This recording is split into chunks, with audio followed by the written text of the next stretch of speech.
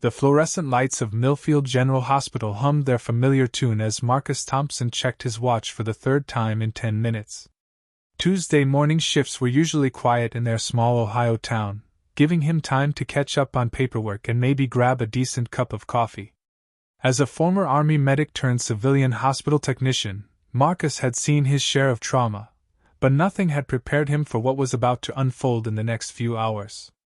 The first signs something was wrong came when the ambulances started arriving in rapid succession, their sirens creating a symphony of chaos that shattered the morning calm. The EMTs wheeled in patient after patient, all displaying similar symptoms that made Marcus's trained eye narrow with concern. High fever, aggressive behavior, and a disturbing tendency to bite anyone who came too close. Dr. Patricia Williams, the head of emergency medicine, initially diagnosed them as severe rabies cases, though she admitted privately to Marcus that she'd never seen the disease progress so rapidly or affect so many people simultaneously. The patients were placed in isolation rooms, but their conditions deteriorated at an alarming rate.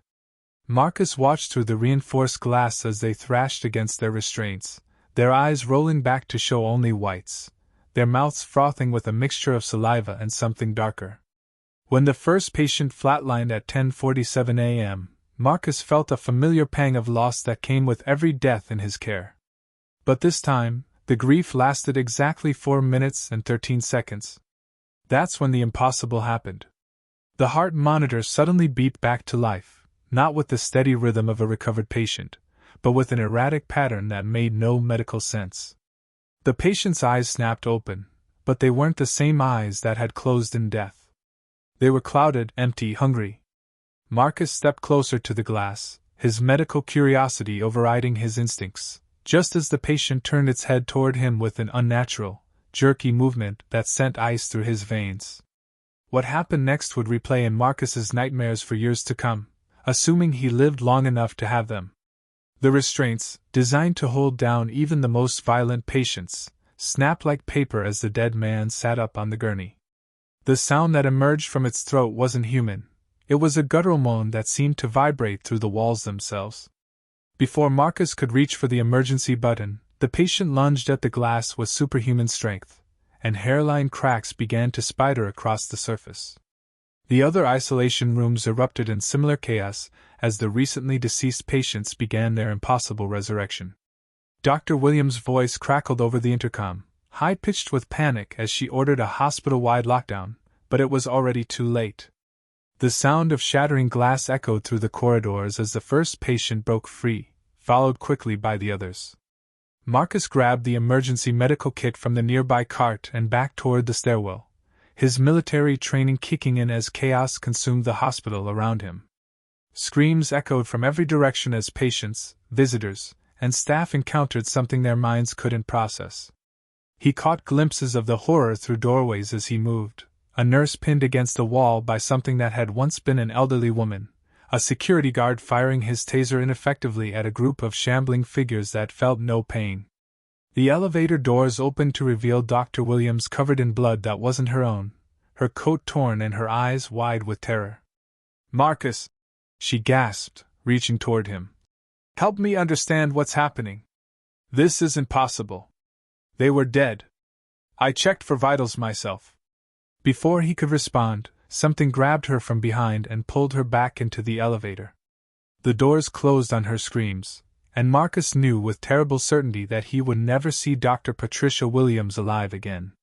The hospital's emergency lighting cast everything in a hellish red glow as Marcus reached the stairwell, only to find it filled with panicked people trying to escape.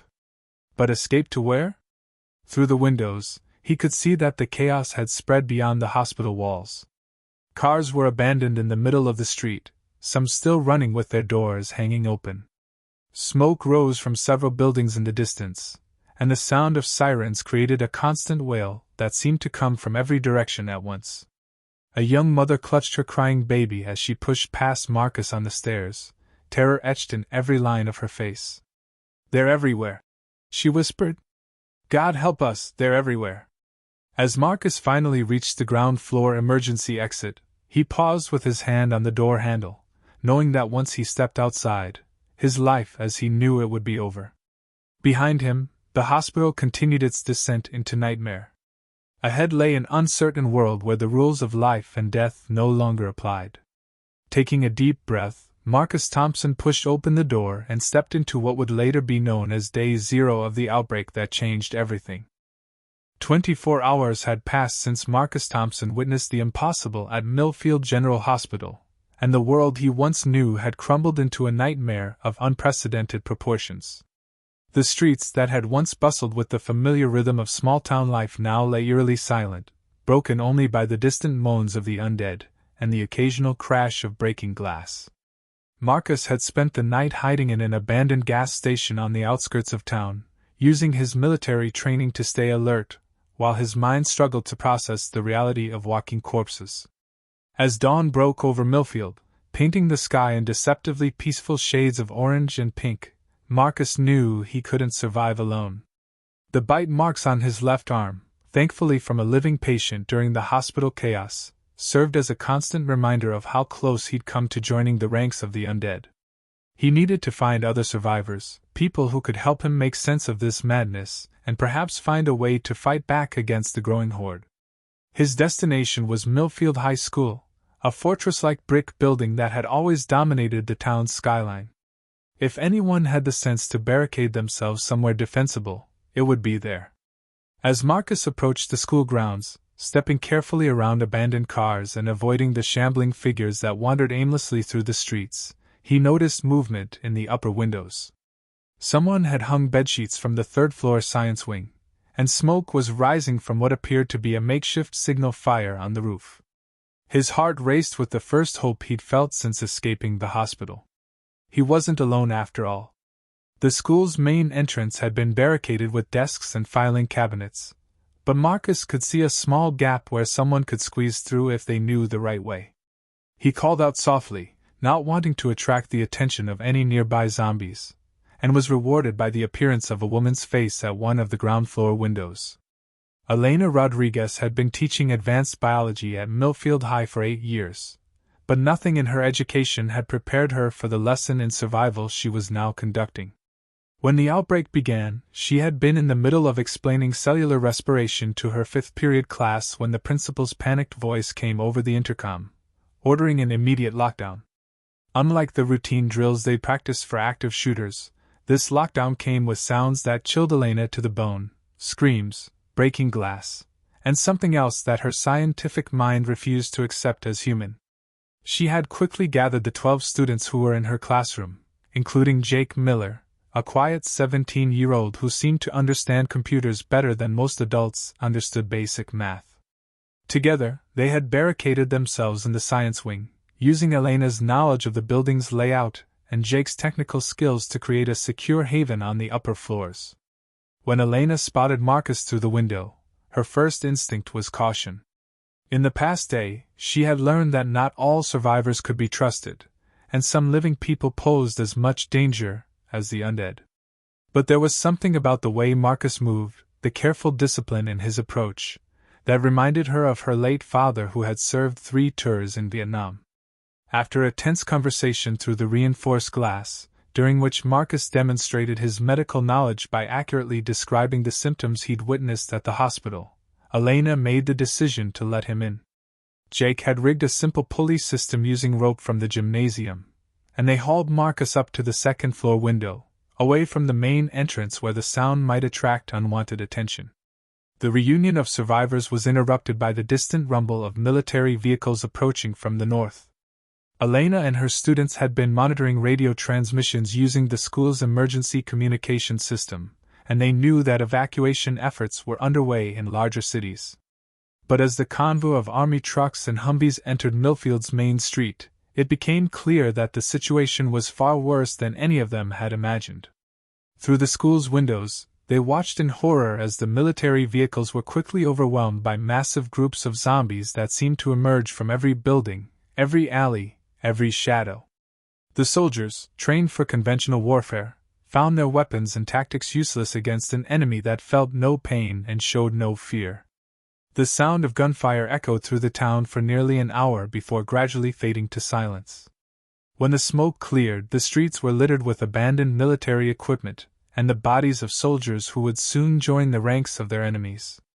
Jake's face was pale as he monitored the radio frequencies, reporting that similar scenes were playing out across the country. Major cities were falling one by one, and the government's emergency broadcast system had gone silent. Elena looked at Marcus, seeing her own realization reflected in his eyes. They weren't waiting for rescue anymore. They were completely on their own, and the world as they knew it was ending.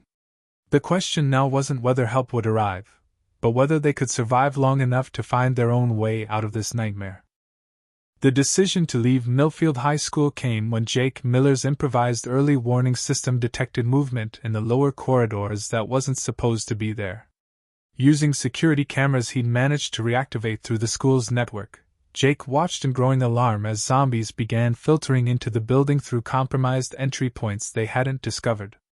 Elena Rodriguez gathered her remaining students while Marcus Thompson assessed their limited supplies, knowing they had perhaps an hour before their sanctuary became a trap.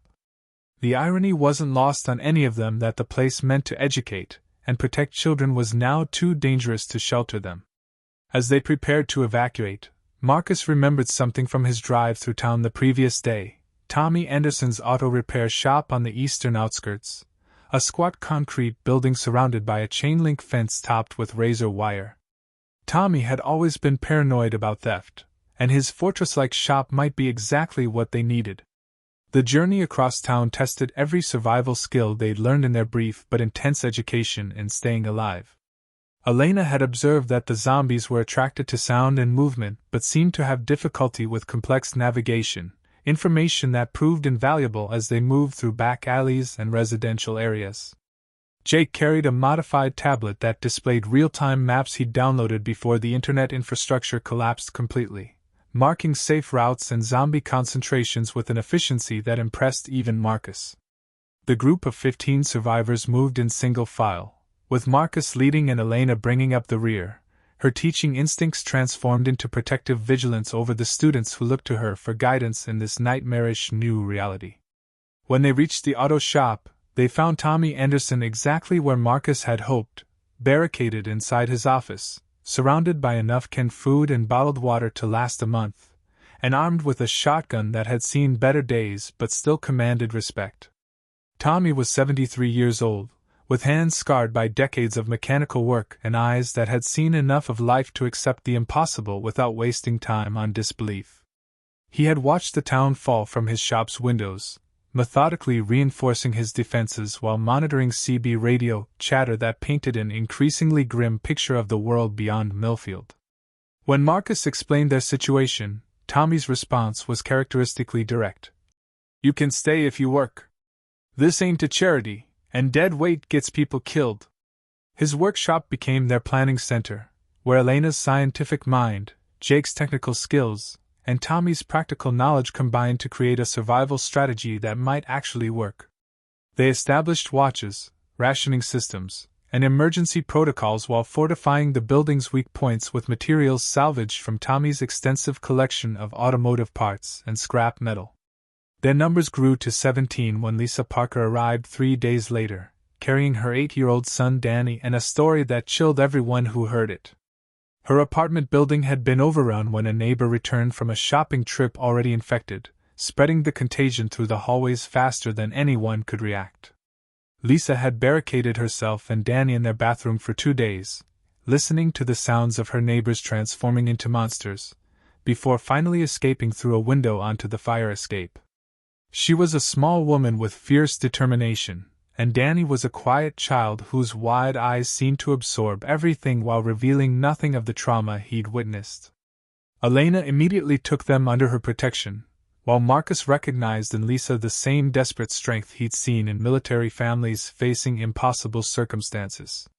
The auto shop's transformation into a viable safe house required constant innovation and adaptation. Jake rigged solar panels from abandoned houses to power essential electronics, while Tommy's mechanical expertise kept their generators running and their defenses functional. Elena established a makeshift laboratory in the shop's back room, using supplies scavenged from the high school and local pharmacy to study tissue samples from zombies they'd been forced to eliminate. Her initial findings were disturbing. The infection appeared to be viral but with characteristics unlike anything in medical literature, spreading through bodily fluids and causing rapid cellular changes that somehow maintained basic motor functions after clinical death. The implications were staggering, suggesting this wasn't a natural outbreak but something far more sinister. As their fourth day in the auto shop dawned, the group had developed routines that felt almost normal despite their circumstances. Danny helped Jake monitor radio frequencies, his young ears often catching distant transmissions that the adults missed. Lisa worked with Elena on inventory management, her experience as a grocery store manager proving invaluable in rationing their limited supplies. Marcus and Tommy reinforced their perimeter defenses while training the older students in basic combat techniques, knowing that everyone would need to fight if their sanctuary was discovered. But normalcy was a luxury they couldn't afford for long. The radio chatter had been declining daily, with fewer and fewer human voices breaking through the static. Government emergency broadcasts had stopped entirely, and even amateur radio operators were going silent one by one. Tommy's CB radio picked up occasional transmissions from other survivor groups, but they were growing increasingly desperate and, in some cases, hostile. The world beyond their chain-link fence was becoming more dangerous with each passing hour, and they all knew their temporary safety couldn't last forever.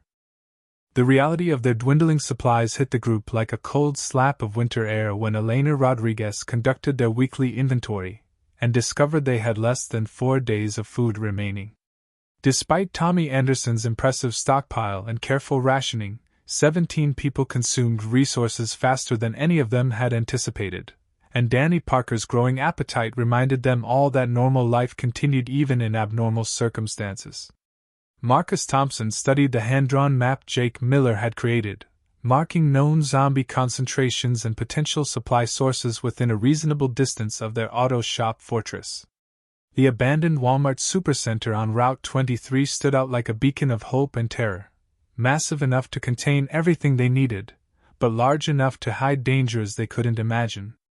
The decision to attempt a supply run wasn't made lightly, and the debate stretched through an entire night as they weighed survival against the very real possibility that some of them wouldn't return. Marcus insisted on leading the mission himself, his military experience making him the logical choice for the most dangerous assignment they'd faced since establishing their safe house. Tommy volunteered immediately despite his age, arguing that his knowledge of the town's layout and his steady hands with a rifle made him invaluable, while Rebecca Walsh, who had arrived just 2 days earlier in a damaged police cruiser with stories of the town's law enforcement completely overwhelmed, brought tactical expertise and a service weapon with 2 spare magazines. Becca, as she insisted everyone call her, was a 10-year veteran of the Millfield Police Department who had watched her colleagues fall one by one to an enemy they couldn't arrest, couldn't reason with, and couldn't stop with conventional methods. Her arrival had been a godsend, bringing not only combat experience but also crucial intelligence about which areas of town remained passable, and which had become death traps. The 3-person team left before dawn, moving through the morning mist like ghosts themselves, each carrying a backpack for supplies and weapons they prayed they wouldn't need to use. The Walmart parking lot stretched before them like a concrete ocean dotted with abandoned vehicles, shopping carts scattered like tumbleweeds in a post-apocalyptic western. Marcus used hand signals learned in Afghanistan to coordinate their approach, while Becca's police training helped them identify defensive positions and escape routes. Tommy's weathered face showed no fear, only the grim determination of a man who had survived the Great Recession, 3 heart attacks, and the loss of his wife to cancer, challenges that had prepared him for adversity in ways the younger survivors couldn't fully appreciate. The store's automatic doors had been propped open, presumably by fleeing customers or staff, and the interior stretched into shadows that could hide anything. Inside the Walmart, their flashlights revealed a scene of organized chaos that told the story of the outbreak's early hours. Shopping carts overflowed with supplies that people had abandoned when panic set in, and the aisles were littered with merchandise scattered by desperate crowds. But they weren't alone in the cavernous space. Shuffling figures moved between the clothing racks and grocery shelves, former customers and employees who had been trapped inside when the infection spread. Marcus counted at least a dozen zombies in their immediate vicinity, with the possibility of many more hidden throughout the store's vast interior. The mission parameters changed instantly. This wasn't just a supply run anymore. It was a combat operation that would test every skill they'd learned in their crash course in survival. The team moved with practiced efficiency, using the store's layout to their advantage while avoiding the main aisles where zombies congregated. Becca's tactical training proved invaluable as she identified sight lines and choke points, while Tommy's practical knowledge helped them locate the most essential supplies quickly. But their careful planning was shattered when Jake's voice crackled through their walkie-talkies with an urgent warning. Another group of survivors had arrived at the Walmart, and they weren't approaching with friendly intentions. Through the store's front windows, Marcus could see armed figures taking positions around the building's perimeter, effectively trapping them inside with the zombies. The newcomers moved with military precision, but their worn clothing and hollow eyes suggested they were desperate enough to kill for the supplies inside. What followed was a nightmare of cat-and-mouse warfare fought on three fronts: against the zombies that seemed drawn to every sound, against the hostile survivors who had no qualms about shooting first and asking questions later, and against time itself as their limited ammunition dwindled with each encounter. Marcus found himself using hand-to-hand combat techniques he'd hoped never to need again, while Becca's police training adapted to enemies who felt no pain and showed no mercy. Tommy's hunting experience proved crucial when he positioned himself in the store's elevated office area, providing cover fire that allowed Marcus and Becca to reach the pharmacy and grocery sections. The hostile survivors proved to be more dangerous than the zombies in many ways. They were intelligent, organized, and driven by the same desperation that motivated Marcus's own group. The escape from Walmart came at a terrible cost that would haunt all three survivors for the rest of their lives. Tommy Anderson, the 73-year-old mechanic who had opened his home to strangers and shared his supplies without question, made the ultimate sacrifice to ensure Marcus and Becca could escape with the medical supplies that Danny desperately needed for his developing fever. His final radio transmission was characteristically brief. "Get home safe, and tell Elena she was right about working together." As Marcus and Becca ran through the pre-dawn darkness, their backpacks heavy with supplies that had cost too much to obtain, they both understood that their small community had lost more than a member. They had lost the steady wisdom and generous heart that had held them together when everything else was falling apart. The grief that settled over Tommy Anderson's auto shop in the days following his death was a weight that pressed down on every survivor, transforming their secure haven into a monument of loss that reminded them constantly of what survival truly cost. Marcus Thompson found himself struggling with guilt that ate at him like acid, replaying every decision from the Walmart mission and wondering if his leadership had somehow failed the man who had given them all shelter. Elena Rodriguez threw herself into caring for Danny Parker, whose fever had broken thanks to the antibiotics Tommy died to secure, but her scientific mind couldn't stop analyzing the cruel mathematics of their situation, one life traded for another, with no guarantee that the equation would balance in their favor. Rebecca Walsh maintained her professional composure during the day, organizing their defenses and training routines with military precision, but Marcus often heard her crying softly during her night watch shifts, mourning not just Tommy but the civilized world where police officers protected people instead of watching them die. Their mourning was interrupted on the fifth day after the Walmart mission when Jake Miller's early warning system detected a convoy of vehicles approaching from the south. 3 pickup trucks and an SUV moved slowly down the access road, flying white flags made from torn bedsheets and broadcasting messages of friendship over a megaphone. The group's leader identified himself as Victor Hayes, claiming to represent a community of 47 survivors who had established a safe zone in the abandoned Riverside Mall 15 miles away. His voice carried the smooth confidence of a natural salesman, promising mutual aid, shared resources, and the strength that came from larger numbers. Elena felt immediate suspicion about anyone who seemed too polished in a world gone mad, but Lisa Parker's hope for Danny's future made her advocate for at least hearing what Victor had to offer. The debate that followed revealed the fundamental tension in their group, between caution born of hard experience and desperation born of uncertain survival. Victor Hayes stepped out of the lead vehicle like a man attending a business meeting rather than navigating a zombie apocalypse. His clothes were clean, His hair was neatly trimmed, and his smile was warm enough to melt ice, but Marcus noticed that his eyes never stopped moving, cataloging every detail of their defenses with the intensity of a predator studying prey. Victor's companions were equally well-groomed and heavily armed, carrying weapons that looked military-grade and moving with a coordination that suggested extensive training. Their story was compelling, a diverse group of survivors who had banded together to create a functioning community complete with hydroponics labs, workshops, and even a school for the children. Victor spoke eloquently about the importance of rebuilding civilization and the strength that came from cooperation, painting a picture of hope that was almost impossible to resist after weeks of barely scraping by. The first 3 days of Victor's visit seemed to validate everything he had promised. His people shared their food supplies generously, helped improve the auto shop's defenses, and brought news from the outside world that filled crucial gaps in their knowledge. Elena found herself engaged in fascinating conversations with Dr. Michael Garrett, Victor's second-in-command, who claimed to have been a professor of microbiology before the outbreak and shared her interest in understanding the infection. Jake was thrilled to meet other survivors who understood technology, while Lisa began to imagine a future where Danny could have friends his own age and access to real education.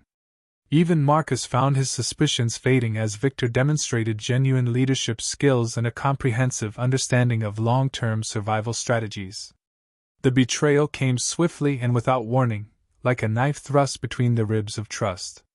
Marcus discovered Victor's true intentions when he overheard a late-night radio conversation between Victor and someone at the mall, discussing the acquisition of their supplies and the integration of their people into his larger community.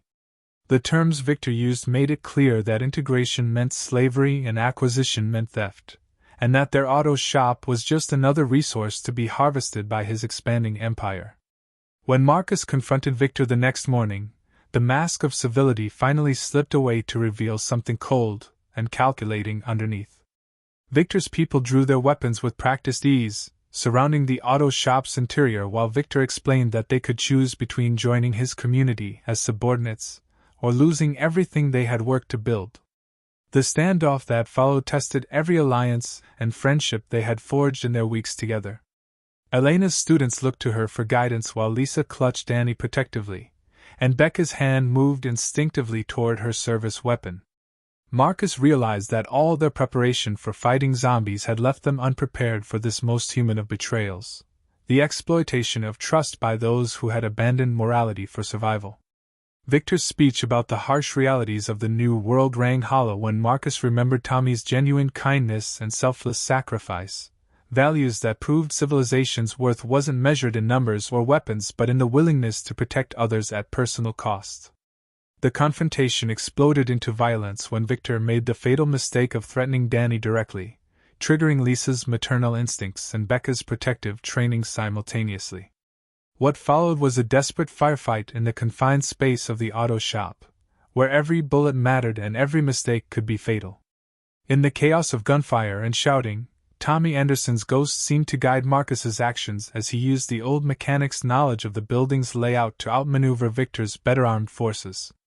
The victory came at a terrible price that left their sanctuary compromised and their future uncertain, forcing them to abandon the only real home they had known since the outbreak began.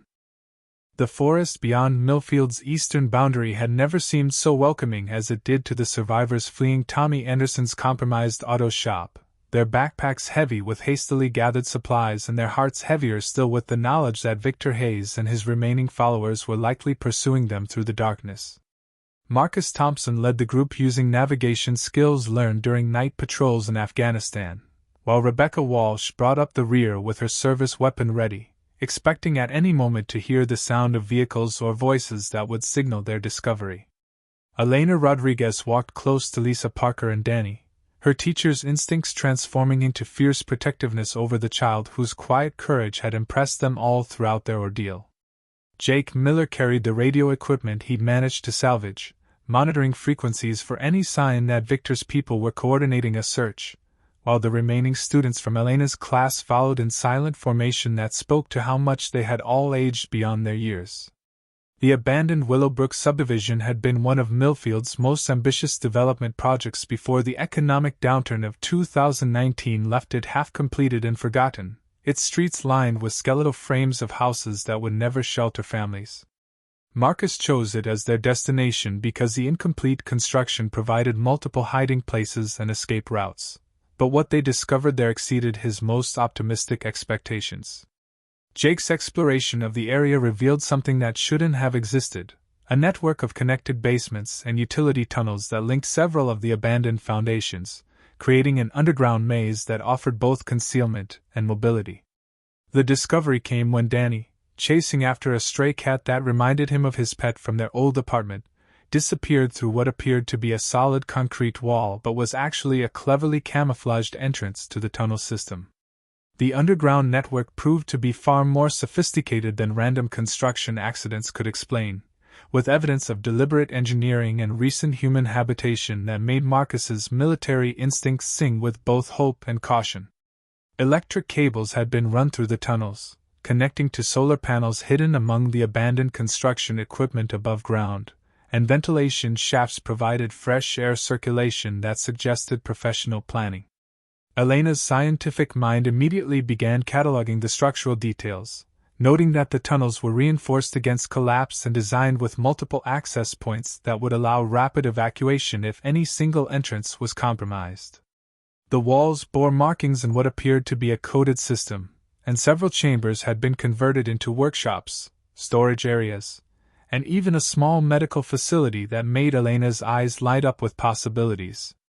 Their exploration was interrupted by the appearance of Dr. Amanda Foster, a woman in her early 50s whose CDC identification badge and comprehensive knowledge of infectious diseases immediately commanded respect from the weary survivors. Amanda emerged from the tunnel depths like a ghost materializing from shadows, her appearance so sudden and unexpected that Becca nearly drew her weapon before recognizing the doctor's raised hands and peaceful intentions. Amanda's story unfolded over the course of several hours as she led them deeper into the underground complex, explaining how she had been part of a government research team studying the early stages of the outbreak before everything collapsed into chaos. Her hidden laboratory, located in the deepest section of the tunnel network, contained equipment and data that represented humanity's best hope for understanding and potentially defeating the infection that had destroyed civilization. The revelation of Amanda's research sent shockwaves through the group that rivaled anything they had experienced since the outbreak began. Her computer screens displayed genetic sequences, viral structures, and infection patterns that painted a terrifying picture of an engineered pathogen designed specifically to overwhelm human immune systems and reanimate dead tissue. The implications were staggering. This wasn't a natural disaster or random mutation, but a deliberate act of biological warfare that had been unleashed either accidentally or intentionally upon an unprepared world. Amanda's data suggested that the infection was continuing to evolve, with recent samples showing increased resistance to environmental factors and disturbing evidence that the zombies were developing rudimentary coordination abilities that made them far more dangerous than the shambling individuals they had initially encountered. The doctor's most shocking revelation came when she showed them security footage from various locations around the country, captured by automated systems that continued functioning even after human operators had fled or died. The recordings showed zombies exhibiting behaviors that defied everything the survivors thought they knew about the infected, working together to overcome obstacles, using simple tools, and even displaying what appeared to be basic problem-solving skills. Elena's scientific training allowed her to grasp the implications immediately, while Marcus recognized the tactical nightmare that intelligent zombies would present to any surviving human communities. The footage from recent weeks showed zombie groups moving with purpose rather than random wandering, suggesting they were developing some form of collective intelligence that made them exponentially more dangerous than individual threats. Amanda's laboratory offered the possibility of developing a cure or vaccine, but the work required resources and time that might not be available in their current circumstances. The underground network provided security and concealment, but it was also a trap if discovered by either Victor's hostile survivors or the increasingly organized zombie hordes. As the group settled into their new underground sanctuary, using Amanda's existing facilities to establish sleeping areas and security protocols, They faced a choice that would determine not just their own survival but potentially the future of human civilization. The tunnels were comfortable and defensible, but they were also a dead end if Amanda's research couldn't produce results before their supplies ran out or their enemies discovered their location. Marcus looked around at the faces of his companions, seeing the same realization reflected in each expression. They had found safety, but they had also found the burden of possibly being humanity's last hope for survival in a world where the dead refused to stay buried. The weight of Dr. Amanda Foster's discovery settled over the underground sanctuary like a suffocating blanket as the survivors grappled with the reality that creating a cure for the engineered virus would require a massive electromagnetic pulse generator that would essentially turn their hidden refuge into a beacon visible to every zombie within a 50-mile radius. Amanda's research had progressed to the point where she could synthesize the antiviral compound, but the final stage required equipment that drew enormous amounts of power and generated electromagnetic signatures that would be impossible to hide from the increasingly coordinated zombie hordes above ground. Marcus Thompson studied the technical specifications with growing dread, his military experience telling him that operating such equipment would be tantamount to painting a target on their location and ringing a dinner bell for every undead creature in the region. Elena Rodriguez found herself caught between her scientific fascination with Amanda's breakthrough and her protective instincts toward the students who still looked to her for guidance and safety. The cure represented everything they had hoped for since the outbreak began, a real chance to reclaim the world from the walking dead and rebuild civilization from the ashes of the old. But the cost of that hope was potentially catastrophic, requiring them to risk not just their own lives but the lives of Danny Parker and the other young people who represented humanity's future.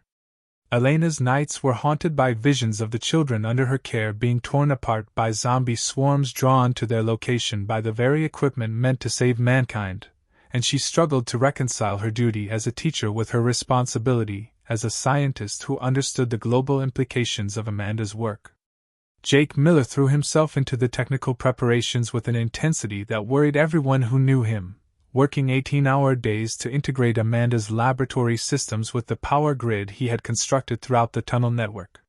His young mind grasped the electromagnetic principles involved more quickly than most adults could follow, but his enthusiasm for the technical challenge couldn't mask the terror in his eyes when he calculated the probable consequences of activating the cure synthesis equipment.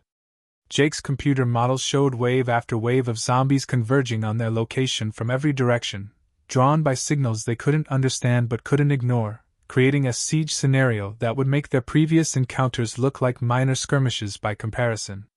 Rebecca Walsh spent her time conducting reconnaissance missions to the surface, mapping zombie movement patterns and identifying potential escape routes that might give them a fighting chance if they chose to proceed with Amanda's plan. Her police training had taught her to think tactically about defensive positions and civilian evacuation procedures, but nothing in her experience had prepared her for planning the defense of a scientific facility against an army of the undead. Becca's reports painted an increasingly grim picture of the world above ground, where zombie groups were displaying coordination that bordered on military organization, setting ambushes and using basic tactics that suggested their intelligence was evolving faster than anyone had predicted. The impossible choice that faced them became the subject of heated debates that stretched through sleepless nights and tense days, dividing the group along lines that had nothing to do with friendship or loyalty, and everything to do with fundamental differences in how they viewed their responsibility to the future. Lisa Parker emerged as the strongest advocate for attempting the cure synthesis, arguing passionately that they owed it to Danny and all the other children in the world to take any risk that might give humanity a future worth living. Her maternal instincts had been transformed by months of survival into something fierce and uncompromising, and she refused to accept that they should abandon hope simply because the path forward was dangerous. Marcus found himself in the agonizing position of having to weigh military tactical realities against humanitarian imperatives, knowing that his decision as the group's acknowledged leader would determine whether they spent their remaining time in relative safety or threw themselves into a battle that would almost certainly result in some of their deaths. His nights were spent staring at ceiling maps Jake had drawn showing zombie concentration areas, calculating ammunition supplies and defensive positions while trying to ignore the faces of the people who trusted him to keep them alive. The burden of command had never felt heavier than it did in the depths of those tunnels, where every choice carried consequences that extended far beyond their small group of survivors. Amanda's clinical assessment of their situation provided little comfort to anyone involved in the debate, as her scientific training forced her to acknowledge that their chances of surviving the cure synthesis process were somewhere between slim and non-existent. The electromagnetic signature would attract zombies from distances they had never encountered before, potentially bringing together the largest concentration of undead since the outbreak began, and their limited ammunition and defensive capabilities would be quickly overwhelmed by sheer numbers. But Amanda also presented the alternative scenario with equal clinical detachment. If they chose safety over action, the virus would continue evolving until it produced zombies intelligent enough to actively hunt human survivors, making their current underground sanctuary nothing more than a temporary delay before inevitable discovery and death. The decision that would determine humanity's fate came down to a vote taken in the deepest chamber of their underground refuge, illuminated by the glow of Amanda's computer screens and the flickering light of candles that reminded them all of how fragile their technological advantages really were. Each survivor cast their ballot in silence, knowing that they were choosing between the certainty of immediate danger and the uncertainty of slow extinction, between the chance to be heroes and the guarantee of being victims. As Marcus counted the ballots with hands that trembled despite his military training, the weight of their choice pressed down on all of them like the tons of earth above their heads, and everyone understood that regardless of the outcome, none of them would ever be the same people they had been before this moment of ultimate decision. The vote was unanimous, though it took Marcus Thompson 3 recounts to believe what he was seeing, as every single survivor had chosen hope over safety, courage over comfort, and the uncertain promise of humanity's future over the guaranteed security of their underground sanctuary. Even Danny Parker, at 8 years old the youngest member of their group, had been allowed to cast a ballot that Elena Rodriguez helped him understand, and his crayon-marked yes carried as much weight as any adult decision in determining their course of action.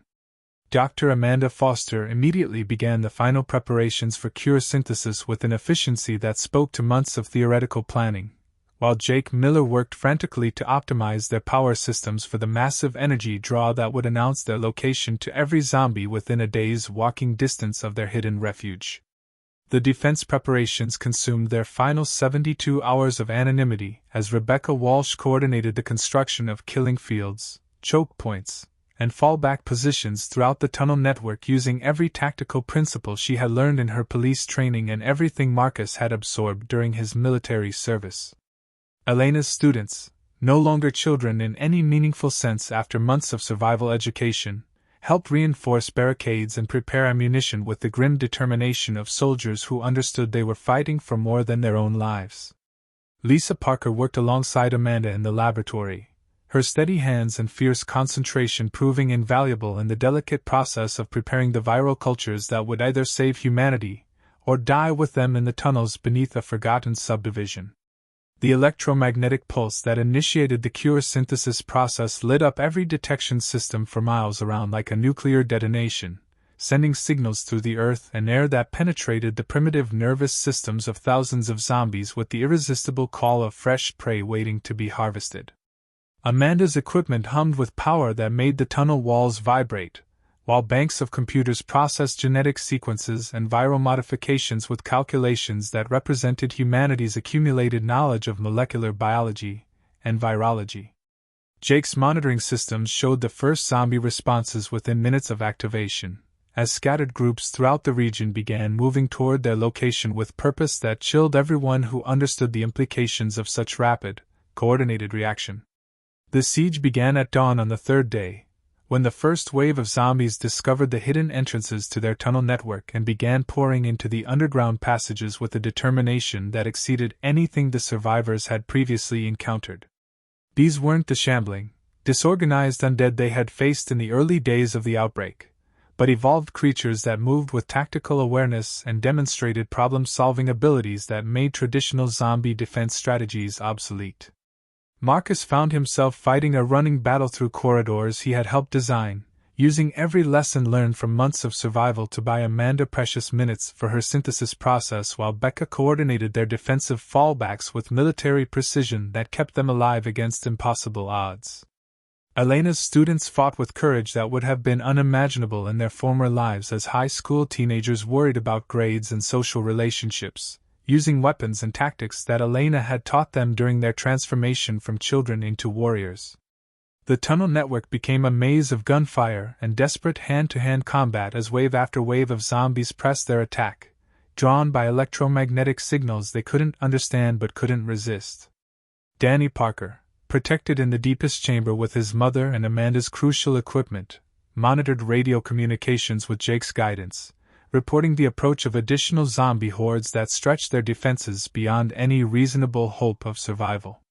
The breakthrough came when Amanda's synthesis process reached completion just as their ammunition supplies reached critical levels, producing vials of antiviral compound that represented months of research and the sacrifice of everyone who had died to protect her work. But the cure's completion was only the beginning of their final challenge, as distributing the compound required reaching the surface and accessing water treatment facilities, radio transmission equipment, and transportation networks that were all controlled by the zombie hordes currently besieging their underground fortress. Marcus made the decision that defined his leadership and their mission's success, ordering a final breakout that would either carry them to victory or end their story in the tunnels where they had found their last hope. The escape from their underground sanctuary became a running battle that tested every alliance, every skill, and every moment of courage they had developed during their months together as a family forged by necessity and strengthened by shared loss. Rebecca Walsh's tactical knowledge, Elena's scientific determination, Jake's technical expertise, and Lisa's maternal fierce protection of Danny combined with Marcus's military leadership to create a force that proved greater than the sum of its parts. Tommy Anderson's memory guided their actions as they fought through zombie swarms toward the surface, while Amanda's scientific achievement gave meaning to every sacrifice they made in reaching the communications equipment that would broadcast their cure to other survivor communities. The dawn that broke over Millfield as they emerged from the tunnel network revealed a world transformed not just by their success in creating and distributing the cure, but by their proof that human cooperation, courage, and hope could overcome even the darkest challenges civilization had ever faced. The electromagnetic broadcast that had drawn zombies to their location now carried Amanda's cure formula to every functioning radio receiver across the continent, while the antiviral compound they had synthesized began its work of slowly reclaiming humanity's future from the walking dead. Marcus looked around at the faces of his companions, seeing reflected in each expression the understanding that they had become more than survivors. They had become the foundation upon which a new world would be built, one that honored Tommy Anderson's memory and every sacrifice made along their journey from the hospital chaos of day zero to this moment of hard-won victory. The zombies were not yet defeated, and rebuilding civilization would require the same courage and unity that had carried them through their darkest hours. But for the first time since the outbreak began, humanity had a future worth fighting for, and they had proven themselves worthy of claiming it.